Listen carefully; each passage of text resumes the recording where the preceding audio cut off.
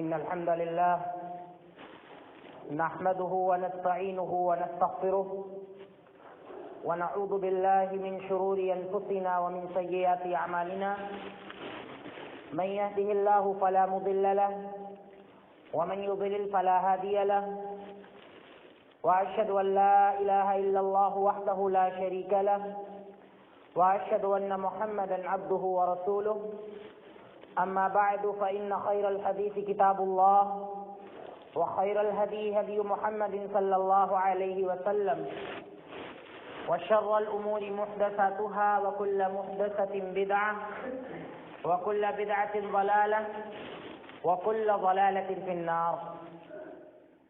أعوذ بالله من الشيطان الرجيم. بسم الله الرحمن الرحيم. إنما يعمر مساجد الله من آمن بالله واليوم الآخر وأقام الصلاة وآتى الزكاة ولم يخش إلا الله فعسى أولئك أن يكونوا من المهتدين. وعن أبي هريرة رضي الله عنه قال قال رسول الله صلى الله عليه وسلم أحب البلاد إلى الله مساجدها وأبغض البلاد إلى الله أسواقها. رواہ مسلم.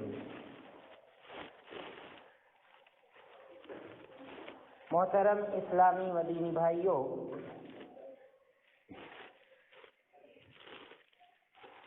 مذہب اسلام میں اللہ کے گھر یعنی مسجد کی بڑی اہمیت ہے. اللہ رب العالمین نے قرآن کریم کے اندر کئی ایک مقامات پر مسجد کا ذکر کیا ہے، اور آیت کریمہ جیسا کہ ہم نے آپ کے سامنے تلاوت کی، اللہ تعالی نے اس میں مسجد کی تعمیر کو ایمان والوں کا شیوا بتلایا ہے کہ انما یعمر مساجد اللہ من آمن باللہ. اللہ کی مسجد کو وہ لوگ آباد کرتے ہیں یا مسجد کی تعمیر وہ لوگ کرتے ہیں من آمن باللہ، جو اللہ تعالیٰ پر ایمان رکھتے ہیں. وہ لوگ مسجد کی تعمیر کرتے ہیں، مسجد بنواتے ہیں اور مسجدوں میں نمازیں پڑھتے ہیں، مسجد کو آباد رکھنے کی فکر کرتے ہیں. پہلی صفت اللہ نے بیان فرمائی کہ جو اللہ پر ایمان رکھتے ہیں، جن کا ایمان اللہ پر ہوتا ہے، وہ لوگ مسجد آباد کرتے ہیں. آگے اللہ نے فرمایا وَأَقَامَ الصَّلَاةَ، اور نماز قائم کرتے ہیں، نماز پڑھتے ہیں. وہی لوگ مسجد کو قائم کر سکتے ہیں، وہی لوگ مسجد کو آباد کر سکتے ہیں جو لوگ نماز پڑھتے ہیں. آگے اللہ نے ذکر کیا وَآتَى الزَّكَاةَ، اور زکوٰۃ بھی دیتے ہیں. نماز پڑھتے ہیں، زکوٰۃ دیتے ہیں. آخر میں اللہ نے فرمایا کہ وَلَمْ يَخْشَ إِلَّا اللَّهَ، اور اللہ کے علاوہ کسی کا خوف بھی ان کے دلوں میں نہیں ہوتا ہے. وہ صرف اور صرف اللہ سے ڈرتے ہیں، اللہ رب العالمین کے لیے سارے کام کرتے ہیں. اور جس طرح سے ایک غیبی طاقت سے ڈرنا چاہیے، یعنی ہمارے سامنے جو طاقت نہیں ہے، ہم نہیں دیکھ رہے ہیں، اس سے جس طرح سے ڈرنا چاہیے تو وہ اس طرح سے صرف اور صرف اللہ سے ڈرتے ہیں اور کسی سے نہیں ڈرتے ہیں. تو ایسے ہی لوگ اللہ کی مسجد کو آباد کرتے ہیں اور ایسے ہی لوگ اللہ کی مسجد کی تعمیر کرتے ہیں. آگے اللہ نے فرمایا فَعَسَىٰ أُولَٰئِكَ أَن يَكُونُوا مِنَ الْمُهْتَدِينَ، اور پوری امید ہے کہ یہی لوگ، ایسے ہی لوگ ہدایت یافتہ ہیں. ایسے ہی لوگوں کو ہدایت ملی ہوئی ہے جو لوگ مسجد کی تعمیر کرتے ہیں. تو یہاں پر اللہ تعالیٰ نے مسجد کو آباد کرنے والوں کی صفت بیان کی ہے. پہلی خوبی کہ ان کا مضبوط ایمان اللہ تعالیٰ پر ہوتا ہے. اس پہلو پر ہمیں سب سے زیادہ دھیان دینے کی ضرورت ہے اور اس پہلو کو بار بار ذکر کرنے کی ضرورت ہے، کیونکہ امت مسلمہ بھلے ہی کلمہ پڑھ چکی ہے، لیکن امت کے بہت سے افراد ایسے ہیں کہ جن کے ایمان میں وہ چیز نہیں پائی جاتی جس چیز کا ذکر اللہ رب العالمین نے کیا ہے. لہذا اللہ پر مضبوط ایمان رکھیں، اللہ رب العالمین پر مکمل بھروسہ رکھیں اور اللہ رب العالمین کو ایک مانیں، اللہ رب العالمین کے علاوہ کسی کی عبادت نہ کریں یا اللہ رب العالمین کے ساتھ کسی کو شریک نہ ٹھہرایا جائے۔ ایمان کے جتنے بھی ارکان ہیں، اللہ پر ایمان لانا، اس کے فرشتوں پر ایمان لانا، اس کے رسولوں پر ایمان لانا، آخرت کے دن پر ایمان لانا، اچھی بری تقدیر پر ایمان لانا، مرنے کے بعد دوبارہ اٹھائے جانے پر ایمان لانا، ان تمام چیزوں میں انسان کو پختہ ہو جانا چاہیے۔ اور اس چیز میں بھی پختہ ہو جانا چاہیے کہ کن کن چیزوں میں اللہ کو ایک ماننا ہے۔ اللہ تعالیٰ کو عبادت میں ایک ماننا ہے، عبادت اللہ کے علاوہ کسی کی نہیں کرنی ہے۔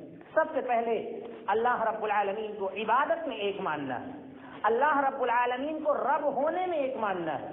اللہ رب العالمین ہی تمام جہانوں کا پالنہار ہے، اللہ رب العالمین ہی ہم کو پیدا کرنے والا ہے، اللہ رب العالمین ہی ہم کو رزق دیتا ہے، اللہ رب العالمین ہی چاند سورج کو نکالنے والا ہے، اللہ رب العالمین ہی بچے اور بچیاں عطا فرمانے والا ہے۔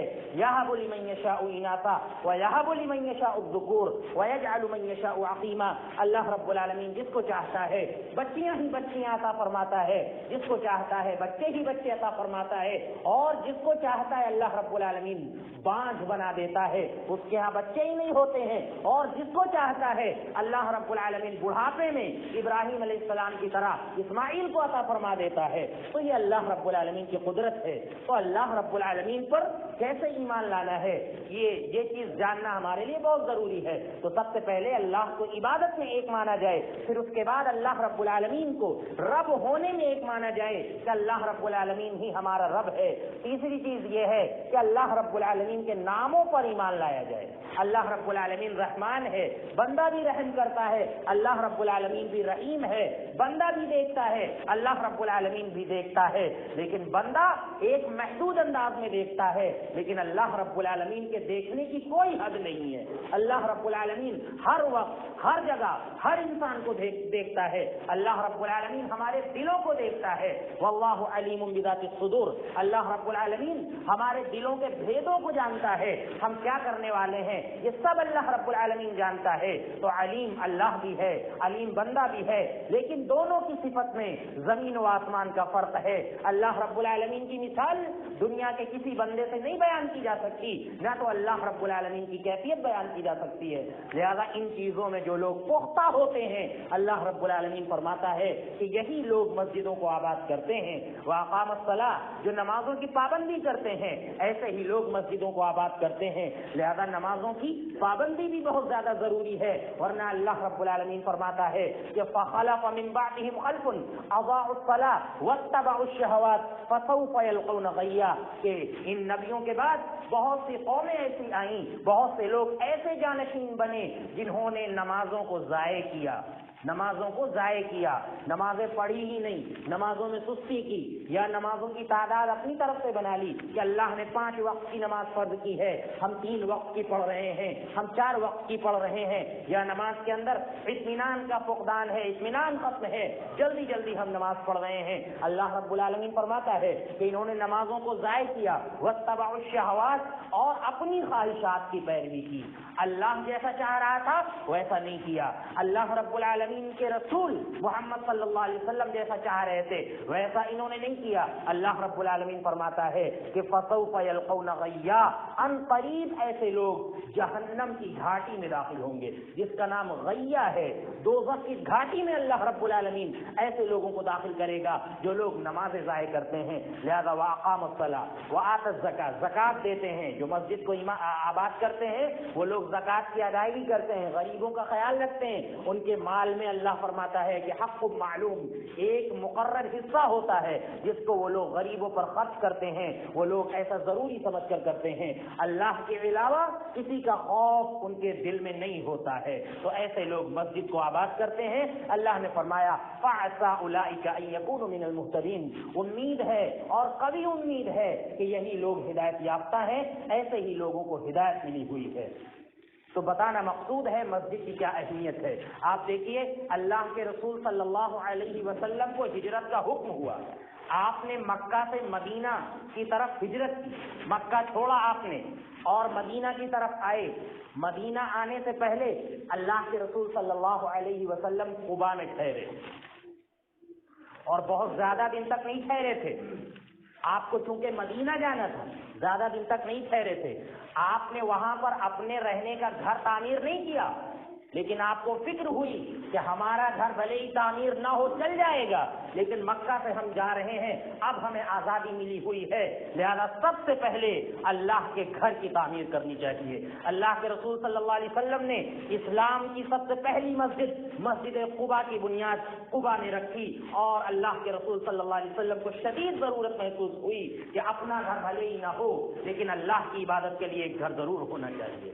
آپ نے قباء میں مسجد کی تعمیر کی، حالانکہ آپ کو وہاں پر چند دن ٹھہرنا تھا، لیکن اس کے باوجود اس کی تعمیر کی، اور اللہ رب العالمین نے اس مسجد کی تعریف بیان کی ہے کہ لمسجد اسس علی التقوی من اول یوم احق ان تقوم فیہ رجال یحبون ان یتطہروا واللہ یحب المطہرین، کہ وہ مسجد جس کی بنیاد پہلے ہی دن سے تقوی پر رکھی گئی، مسجد قباء کی بنیاد پہلے ہی دن سے اللہ کے رسول صلی اللہ علیہ وسلم نے تقوی پر رکھی تھی کہ یہاں سے دین کی تبلیغ ہوگی، یہاں سے اسلام کی تبلیغ ہوگی، یہاں سے ایک اللہ کو ماننے کی بات اٹھائی جائے گی. اور اس مسجد میں جیسا کہ اللہ فرماتا ہے کہ وَأَنَّ الْمَسَاجِدَ لِلَّهِ فَلَا تَدْعُوا مَعَ اللَّهِ أَحَدًا، کہ تمام کی تمام مسجدیں یہ اللہ کے لیے ہوتی ہیں، لہذا اللہ کے علاوہ تم کسی کو نہ پکارو.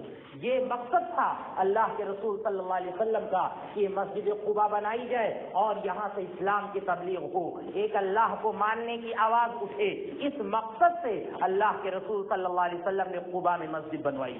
اور اس کے بعد آپ دیکھیے آپ صلی اللہ علیہ وسلم وہاں سے چلے اور مدینہ آئے، تو مدینے میں بھی آپ دیکھیے آپ صلی اللہ علیہ وسلم کی اونٹنی ٹھہرتی ہے. ابو ایوب انصاری رضی اللہ عنہ کے صحن میں آپ صلی اللہ علیہ وسلم کو ابھی گھر کی فکر نہیں ہوئی، بلکہ آپ کو پہلے فکر ہوئی کہ مدینہ اب ہم آ گئے ہیں، لہذا مدینے میں اللہ رب العالمین کے گھر کی تعمیر ہونی چاہیے. لہذا مسجد نبوی کی تعمیر ہوئی، حالانکہ ان کے پاس کوئی اثاثہ نہیں تھا، یہاں تک کہ اینٹ پتھر اور مسالہ بھی نہیں تھا، لیکن اللہ کے رسول صلی اللہ علیہ وسلم نے سوچا کہ مسجد کی تعمیر ضروری ہے. آپ مسجد نبوی کی صفت دیکھیے کہ آپ صلی اللہ علیہ وسلم نے خود اس میں محنت کی، خود اس کی بنیاد رکھی. کھجور کے تنوں سے اللہ کے نبی صلی اللہ علیہ وسلم نے مسجد نبوی کے کھمبے بنائے، اور کھجور کی شاخوں سے اللہ کے رسول صلی اللہ علیہ وسلم نے اس کی چھت بنائی. صحابی فرماتے ہیں کہ اتنی معمولی سی مسجد کو معلوم ہوتی تھی کہ آپ صلی اللہ علیہ وسلم اس مسجد میں سجدہ کرتے تھے تو ہم دیکھتے تھے کہ مسجد کا کیچڑ آپ صلی اللہ علیہ وسلم کی پیشانی پر لگ جایا کرتا تھا. ایسی مسجد تھی اللہ کے رسول صلی اللہ علیہ وسلم کی. لیکن اللہ کے نبی صلی اللہ علیہ وسلم نے ضروری سمجھا کہ جیسے بھی حالات ہیں ہمارا گھر بھلے ہی نہ ہو لیکن اللہ کا گھر بنانا اس روئے زمین پر مدینے کے اندر بہت زیادہ ضروری ہے. لہذا اللہ کے رسول صلی اللہ علیہ وسلم نے اس کی تعمیر کی، مسجد کی تعمیر کی، مسجد نبوی کی تعمیر کی. اندازہ لگا سکتے ہیں کہ اسلام کے اندر مسجد کی کتنی زیادہ اہمیت ہے. اور اس سے پہلے آپ جائیے جد امجد حضرت ابراہیم علیہ السلام اپنے بچے کو اور اپنی بیوی کو بے آب و گیاہ وادی میں مکہ کے اندر چھوڑتے ہیں. آپ دیکھیے کہاں پر چھوڑتے ہیں. ابراہیم علیہ السلام کہتے ہیں کہ ربنا انی اسکنت من ذریتی بواد غیر ذی زرع عند بیتک المحرم، اے اللہ میں نے اپنے بچوں کو چھوڑا ہے وادی غیر ذی زرع میں، یعنی ایسی وادی میں چھوڑا ہے جہاں پر سبزہ نہیں اگتا ہے، جہاں پر کھانے کے لیے کچھ نہیں ہے، جہاں پر پینے کے لیے پانی نہیں ہے. ہم نے ایسی وادی میں چھوڑا ہے. لیکن کہاں پر چھوڑا ہے؟ عند بیتک المحرم، تیرے محترم گھر کے پاس چھوڑا ہے، یعنی تیرے لیے جہاں پر سجدہ ہو سکے ایسے گھر کے پاس چھوڑا ہے ہم نے. ربنا لیقیموا الصلاۃ، تاکہ ہماری اولادیں نماز کی پابند ہو سکیں، نماز قائم کر سکیں. ہم نے وادی غیر ذی زرع میں چھوڑا ہے، لیکن ہم نے ایسی جگہ پر چھوڑا ہے جہاں پر تیرا گھر ہے، جہاں پر تیری مسجد ہے، تاکہ یہ لوگ ہمارے بچے نماز کی پابندی کر سکیں، نماز کو قائم کر سکیں. آپ دیکھیے ابراہیم علیہ السلام نے وہاں پر ابھی اپنا گھر تعمیر نہیں کیا ہے یا بچوں کے رہنے کا بندوبست نہیں کیا ہے، وادی غیر ذی زرع ہے۔ آپ دیکھیے بیوی ہے جس کو صنف نازک کہتے ہیں، نازک سی جان ہے، بیوی میں بھی کوئی بہت زیادہ طاقت نہیں ہے اور عورت یوں بھی نازک مانی جاتی ہے۔ اسلام نے اس کو ناقص العقل اور ناقص الدین قرار دیا ہے بعض وجوہات کی وجہ سے، اور وہیں ان کے ساتھ معصوم سا بچہ ہے، چھوٹا سا بچہ ہے، لیکن اللہ رب العالمین کے گھر کے پاس اس لیے چھوڑا تاکہ یہ ہمارے بچے آئندہ نماز قائم کر سکیں۔ اور آپ دیکھیے انہی ابراہیم علیہ السلام اور اسماعیل علیہ السلام کو اللہ رب العالمین حکم دیتا ہے کہ انطہر بیتی للطائفین، کہ اے ابراہیم اور اے اسماعیل، تم دونوں لوگ مل کر میرے گھر کو پاک و صاف رکھو، میرے گھر کو صاف ستھرا رکھو، کیونکہ یہاں پر دور دور سے لوگ آئیں گے طواف کرنے کے لیے، یہاں پر دور دور سے لوگ آئیں گے نمازیں پڑھنے کے لیے، لہذا ہمارے گھر کو تم لوگ صاف رکھو۔ ابراہیم علیہ السلام اور اسماعیل علیہ السلام خود خانہ کعبہ کی صفائی کیا کرتے تھے، جس طرح سے آگے آ کر اللہ کے رسول صلی اللہ علیہ وسلم خود مسجد نبوی کی صفائی اور مسجد نبوی کی تعمیر میں حصہ لیتے تھے۔ اللہ کے رسول صلی اللہ علیہ وسلم اگر چاہتے تو صحابہ کرام کو صرف اشارہ کرتے اور اچھی سی مسجد تعمیر ہو جاتی، لیکن آپ صلی اللہ علیہ وسلم خود اس میں شریک ہوئے، اس کی بنیاد میں شریک ہوئے، تاکہ اللہ کے رسول صلی اللہ علیہ وسلم اپنی امت کو یہ پیغام دے سکیں کہ مسجد کی تعمیر اور مسجد کو آباد کرنا یہ کتنا بڑا ثواب ہے کہ اس امت کے سب سے بڑے رہبر اور محمد عربی صلی اللہ علیہ وسلم نے خود مسجد کی تعمیر کی ہے۔ آپ دیکھیے حدیث کے اندر اللہ کے رسول صلی اللہ علیہ وسلم فرماتے ہیں کہ من بنا للہ مسجدا یبتغی بہ وجہ اللہ بنا اللہ لہ بیتا فی الجنہ، کہ جو شخص مسجد کی تعمیر کرتا ہے، مسجد بناتا ہے، یبتغی بہ وجہ اللہ، اس مسجد سے ایک اللہ کی رضامندی چاہتا ہے کہ اللہ تعالیٰ اس مسجد کی تعمیر کی وجہ سے ہم سے خوش ہو جائے، اللہ کے رسول صلی اللہ علیہ وسلم فرماتے ہیں کہ بن اللہ لہ بیتا فی الجنہ، اللہ رب العالمین اس کے لیے اسی طرح کا خوبصورت سا محل جنت میں تعمیر کرے گا، جنت میں تعمیر کرے گا۔ یہ فضیلت ہے مسجد بنانے کی اور مسجد کو آباد کرنے کی۔ لہذا آج منتقلی بہت کثرت سے ہو رہی ہے، لوگ دیہات چھوڑ کر شہر کی طرف جا رہے ہیں، شہر میں بھی لوگ ادھر ادھر بس رہے ہیں، لہذا ایک مسلمان ہونے کی حیثیت سے ہمیں یہ فکر ہونی چاہیے کہ جہاں ہماری بہت سی ترجیحات ہوتی ہیں کہ ہمارا پلاٹ ایسی ایسی جگہ پر ہو، وہیں ایک مسلمان کی اولین ترجیح یہ ہونی چاہیے کہ ہمارا گھر ایسی جگہ پر ہو جہاں پر اللہ کا گھر ہو، جہاں پر اللہ کا گھر ہو، اللہ کی مسجد ہو، تاکہ وہاں ہم جا کر نماز پڑھ سکیں اور مسجد کی آواز سے، اذان کی آواز سے ہم اپنے کانوں کو معطر کر سکیں۔ اس بات کی ہر مسلمان کو فکر ہونی چاہیے۔ بہت سی چیزوں کو مسلمان ترجیح دیتا ہے، لیکن یہ بھی ترجیح ہونی چاہیے کہ مسجد ہم بنوائیں اور مسجد کے پاس ہم اپنا گھر لیں، تاکہ جو ہے اللہ رب العالمین کی عبادت ہو سکے اور نمازیں قائم کی جا سکیں، اور مسجد کی تعمیر میں حصہ لینا چاہیے۔ اگر سرمایہ دار لوگ ہیں وہ خود اگر زمین فروخت کر رہے ہیں، ان کی بہت سی نیتیں ہو سکتی ہیں، لیکن ان کی یہ بھی نیت ہو کہ مہنگے مہنگے پلاٹ ہم لوگوں کو دے رہے ہیں، وہی کچھ زمین ہم اللہ رب العالمین کے گھر کے لیے بھی خاص کریں گے۔ آپ سمجھ لیجیے کتنی زیادہ فضیلت ہے مسجد تعمیر کرنے کی کہ کچھ نہیں کہا جا سکتا۔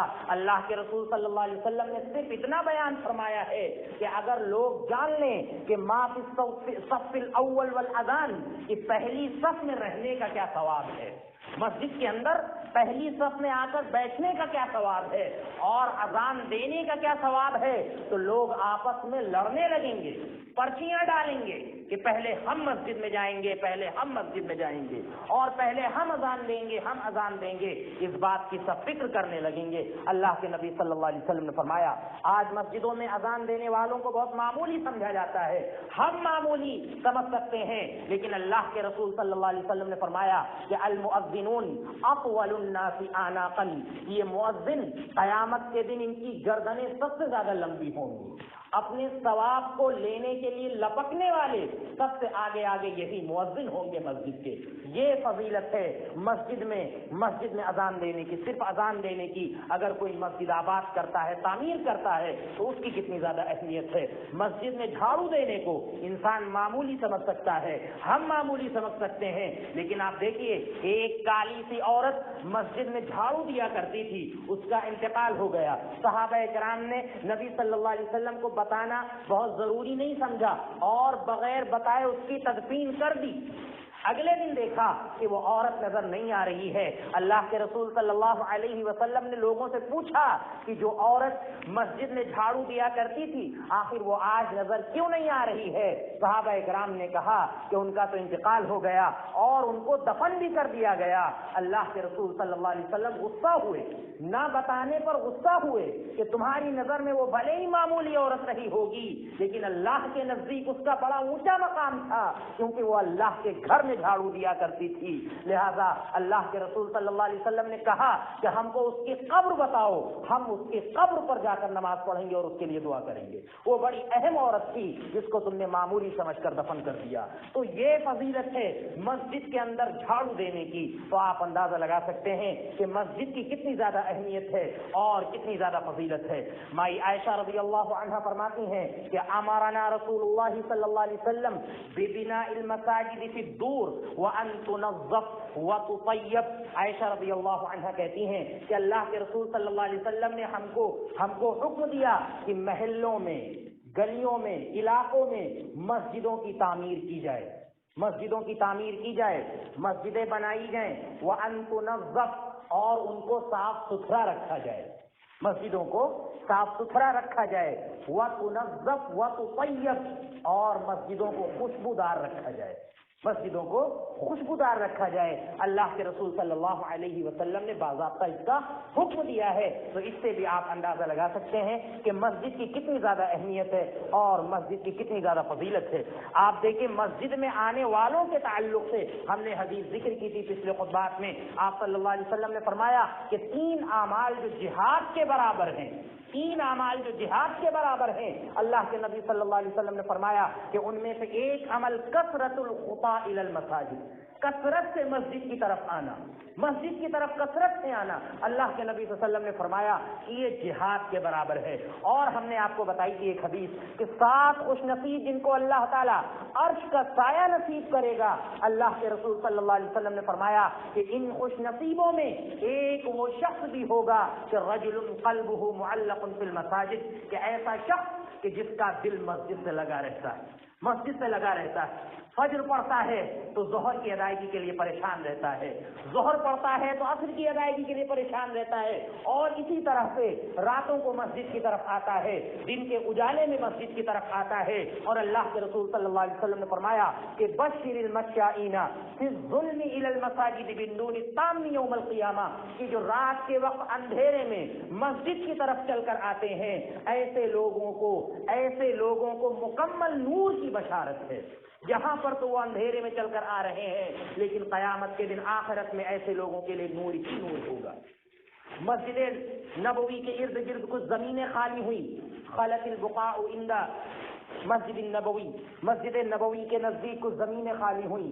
دور کے صحابہ کرام نے چاہا کہ ہم مسجد نبوی کے قریب آ کر بس جائیں.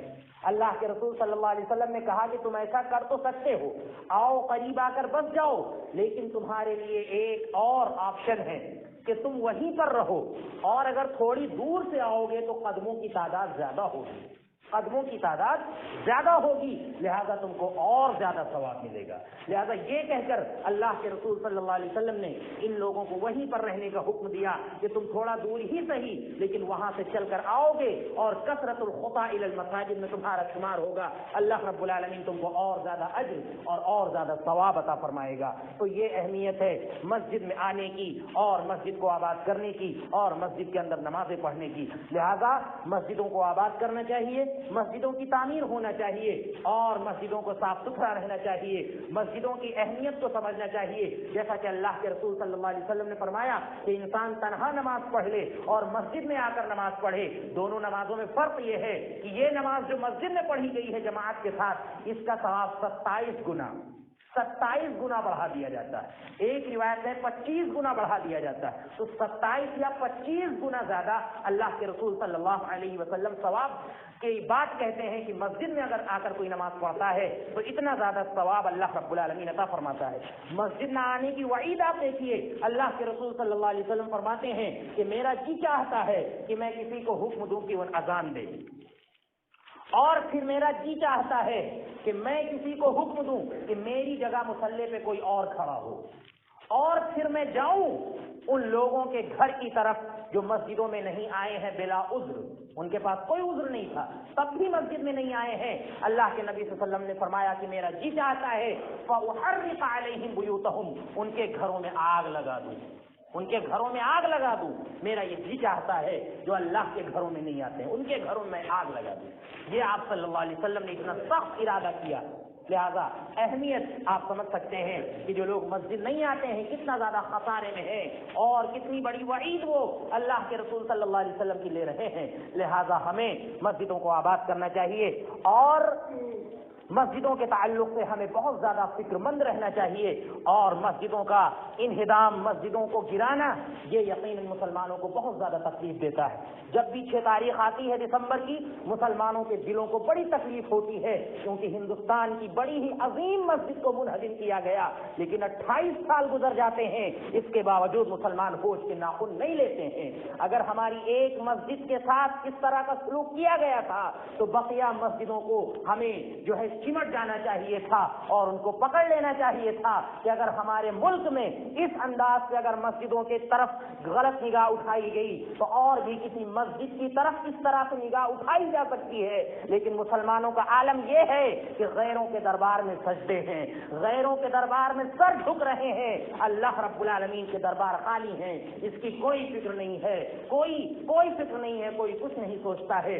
मस्जिदें आप देखें वीरान हैं और बाजार आबाद हैं। हालांकि हदीस हमने पढ़ी, अल्लाह के नबी सल्लल्लाहु अलैहि वसल्लम ने फरमाया कि अहब्बुल बिलादी इलल्लाहि मसाजिदुहा व अबगज़ुल बिलादी इलल्लाहि अस्वाक़ुहा, कि अल्लाह रब्बुल आलमीन को दुनिया की जगहों में सबसे ज्यादा पसंदीदा जगह मस्जिदें हैं और सबसे ज्यादा बुरी जगह अल्लाह रब्बुल आलमीन के नजदीक बाजार हैं। जरूरत न हो तो बाजार में मत जाओ, अल्लाह के घर में रहो, अल्लाह रब्बुल आलमीन सवाब अता फरमाएगा।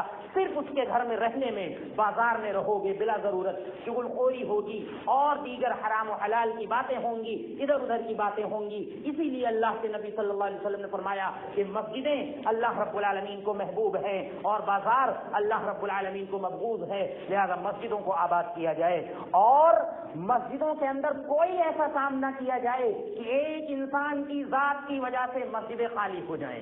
देखने में आ रहा है कि ऐसे ऐसे लोग मस्जिद में आते हैं और ऐसी ऐसी बातें करते हैं कि बकिया लोग मस्जिदों में आना छोड़ देते हैं। छोटा बच्चा मस्जिद आ रहा है, कुछ हरकत कर देता है तो इतनी डांट कर उसको भगाया जाता है कि बेचारा वो फिर दोबारा मस्जिद आने की नहीं सोचता है। हालांकि अल्लाह के नबी के जमाने में बच्चे मस्जिदों के अंदर रोया करते थे, आप सल्लल्लाहु अलैहि वसल्लम नमाज हल्की कर देते थे ताकि बच्चे के रोने की वजह से माँ को तकलीफ ना हो। बच्चे आया करते थे, बच्चे मस्जिद में उछल कूद करें, इनके गुनाह को लिखा नहीं जाता है, बच्चे रोएं, इनके गुनाह को लिखा नहीं जाता है। लेकिन हमारे यहाँ बच्चों को हटाने का बड़ा गलत तरीका होता है, जिसकी वजह से बच्चे मस्जिद आना छोड़ देते हैं। इसी तरह से नमाज में कोई गलती करता है तो एक इंसान जो बड़े बड़े सख्त मिजाज का होता है वो सबके सामने उस पर जो है तनकीद करने लगता है, बुरा भला कहने लगता है, लिहाजा वो भी मस्जिद आना छोड़ देता है और फिर बाद में शिकायत करता है कि हम फला की वजह से मस्जिद में नहीं आते हैं। तो इस तरह का इंतशार मस्जिद के अंदर न फैलाया जाए।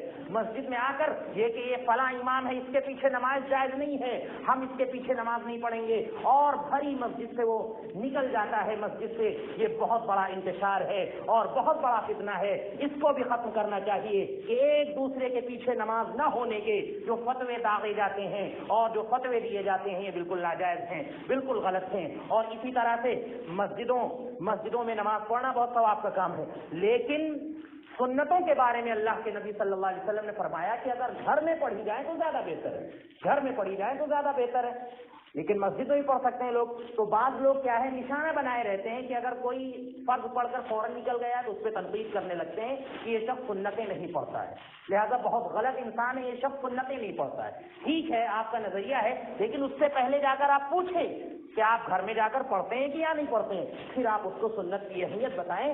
اگر نہیں پڑھتا ہے تو کہ یہ آپ بہت غلط کرتے ہیں کہ آپ مسجد سے چلے جاتے ہیں اور ہمیشہ اس طرح کرتے ہیں, سنتیں چھوڑ دیتے ہیں. لہٰذا لیکن فوراً یہ فتویٰ لگا دینا کہ شخص سنتیں پڑھتا ہی نہیں ہے, نہ پہلے کی پڑھتا ہے نہ بعد کی پڑھتا ہے. اماموں پر اس طرح کے فتوے لگائے گئے اور یہ کہا گیا کہ یہ امام سنت نہیں پڑھتا ہے, اس کے پیچھے نماز جائز اور درست نہیں ہے. اس طرح کی باتیں کہی جاتی ہیں. لہذا مسجد کے اندر اس طرح کا انتشار, اس طرح کا فتنہ بالکل نہ پھیلایا جائے, اور مسجد کے تعلق سے ہمیں حساس ہونا چاہیے. مسجدوں کو آباد کرنے کی فکر کرنی چاہیے, اور یہ ایمان والوں کی علامت ہے اور ایمان والوں کا شیوا ہے جو مسجد کی تعمیر کرتے ہیں اور مسجد کو آباد کرتے ہیں. اللہ رب العالمین ہمیں مسجدوں کی عظمت اور مسجدوں کی اہمیت کو سمجھنے کی توفیق عطا فرمائے. اللہ رب العالمین ہمیں مسجدوں کو آباد کرنے کی توفیق عطا فرمائے. اللہ رب العالمین ہمیں مسجدوں میں 5 وقتہ نمازوں کو قائم کرنے کی توفیق عطا فرمائے. اللہ رب العالمین ہمیں شرک و بدعات سے محفوظ رکھے. اللہ رب العالمین ہمیں ایک اللہ کی آواز بلند کرنے کی توفیق عطا فرمائے. اللہ رب العالمین ہمیں بیماریوں سے محفوظ رکھے.